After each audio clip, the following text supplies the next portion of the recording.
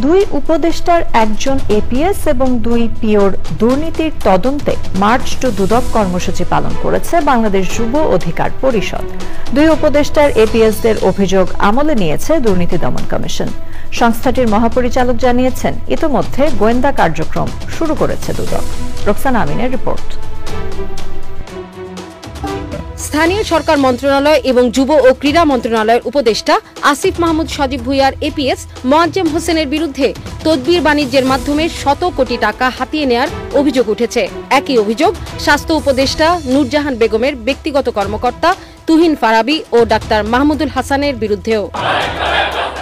সরকারের অভ্যন্তরে এমন অবাধ দুর্নীতির প্রতিবাদে দুপুর 12টায় দুদক প্রধান কার্যালয়ের সামনে প্রতিবাদ সমাবেশ করে বাংলাদেশ যুব অধিকার পরিষদ।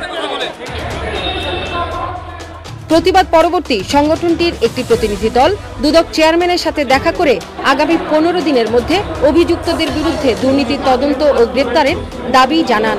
আমরা চেয়ারম্যান সাহেবকে জানিয়েছি 15 দিনের মধ্যে যদি তাদের তদন্ত শেষ না করে গ্রেপ্তার না করে তাহলে আমরা কঠোর কর্মসূচি দিতে বাধ্য হব এবং সেই কর্মসূচি হবে প্রধান উপদেষ্টার কার্যালয় ঘেরাও। বিকেলে প্রেস ব্রিফিংয়ে দুদক মহাপরিচালক জানিয়েছেন, দুই উপদেষ্টার এপিএস এর দুর্নীতির অভিযোগ আমলে নিয়েছেন তারা।